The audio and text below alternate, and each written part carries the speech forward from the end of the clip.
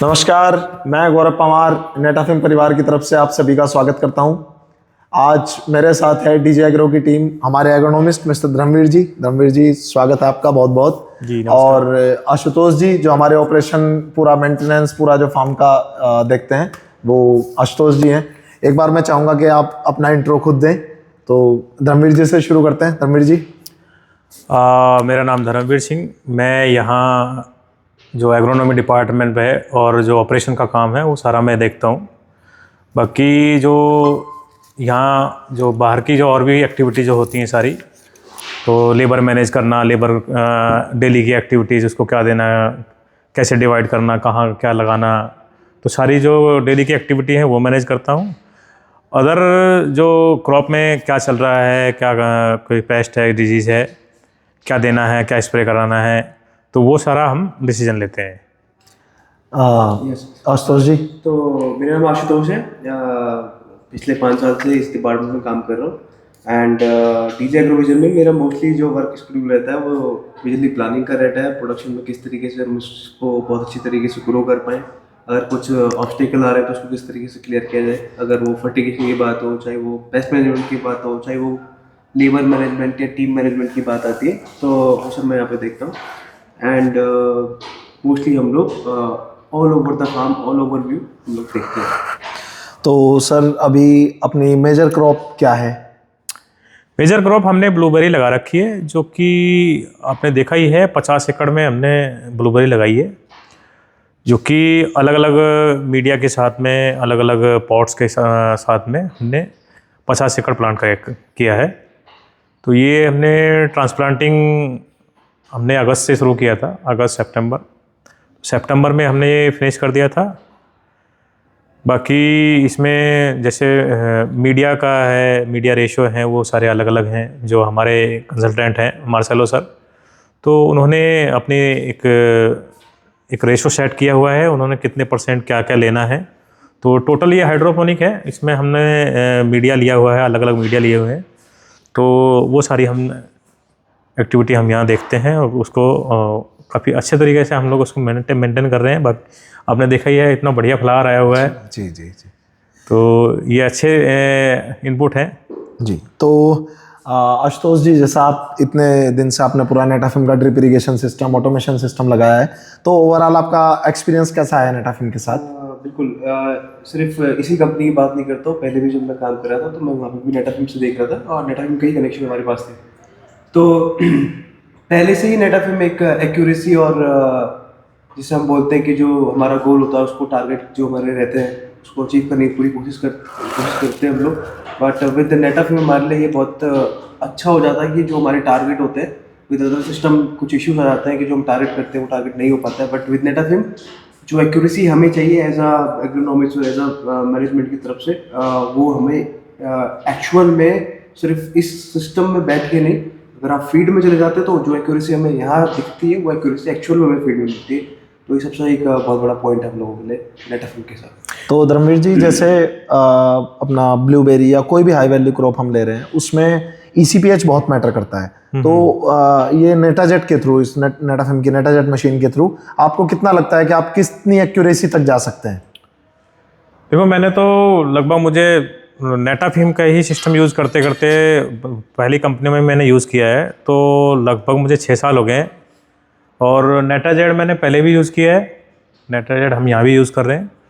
तो blueberry crop को हम अगर देखें तो नेटाजेट बहुत अच्छा सिस्टम है, क्योंकि इसमें EC और PH जो हम यहाँ से देते हैं वही हमें फील्ड में मिल रहा है। तो पॉइंट मतलब जो एक्यूरेसी है, आप मतलब लगभग 95 कह सकते हैं, क्योंकि हम अगर जैसे PH हम कुछ सेट कर रहे हैं तो वहाँ पे कुछ थोड़े मोटे पॉइंटों का डिफरेंस होता है, अदरवाइज सेम एक्यूरेसी हमें जो हम यहाँ दे रहे हैं वही हमें वहाँ मिलती है। दूसरा, प्रेशर की बात करें तो नेटाजेट से तो सिस्टम हम लोग जैसे यहाँ से कोई टारगेट सेट करते हैं कि हमें इतना फर्टिलाइज़र या EC और ये देना है, तो उसी प्रेशर के हिसाब से हमें लेटल में आप 50 एकड़ का प्रोजेक्ट है हमारा, कहीं भी जाके आप चेक कर सकते हैं, पूरा एक जो प्रेशर हमने यहाँ दिया है वही सेम वहाँ मिलेगा। अच्छा सर, जैसे अपनी इतनी हाई वैल्यू क्रॉप है ब्लूबेरी, तो इसके चैलेंजेस भी हाई वैल्यू ही होंगे, तो क्या क्या चैलेंजेस इसमें मोस्टली आपको फेस करने पड़ते हैं? देखिए, क्रॉप को देख के चैलेंजेस तो बहुत हैं, बाकी हमें स्टार्टिंग से प्रोडक्ट लगाने में भी हमें बहुत चैलेंजेस आए हैं। जी जी जी। तो ये नदी के किनारे वाला हमारा फील्ड है, तो स्टार्टिंग में बरसात बहुत हो रही थी, तो वो चैलेंजेस हमारे वो हमने तो काफ़ी फेस किए हैं। बाकी क्रॉप में मेन चैलेंज है हमारा इंसेक्ट का। तो थ्रिप्स जो एक इंसेक्ट लगता है, तो ब्लूबेरी में बहुत इफेक्ट होता है उसका, और वो एक बार आ जाता है तो फिर आप क्रॉप को बचा नहीं सकते हैं। तो मेन जो हमारा जो चैलेंज और भी काफ़ी हैं। एक चैलेंज हमें और भी आया था, तो ये हमारा एक्चुअली क्या है कि फील्ड बहुत पुराना था, तो फील्ड में काफ़ी टाइम से यहाँ क्रॉप नहीं हुई थी, क्रॉप फील्ड खाली पड़ा हुआ था, लकड़ी वगैरह ना ऐसी जो हो रहा है, पुराने जो फार्मर थे, तो उन्होंने जैसा छोड़ रखा था ऐसे छोड़ा हुआ था। तो इसमें हमारे कुछ पार्ट में दीमक का इशू हमें बहुत ज़्यादा हुआ था। तो मतलब इंसेक्ट के तरह में काफ़ी सारे इश्यूज हैं, छोटे मोटे बाकी जैसे डिटेल में अगर जाएंगे तो बहुत सारे हो जाते हैं। जी जी। तो मेन जो है हमारा थ्रिप्स का है, तो अगर ये हमने कवर कर ली तो ठीक है। अगर हम 50 एकड़ के फार्म की तरफ देखते हैं, तो आपने ड्रिप इरिगेशन यूज़ किया है, तो कितनी देर में आप इस 50 एकड़ को इरिगेट कर पाते हैं?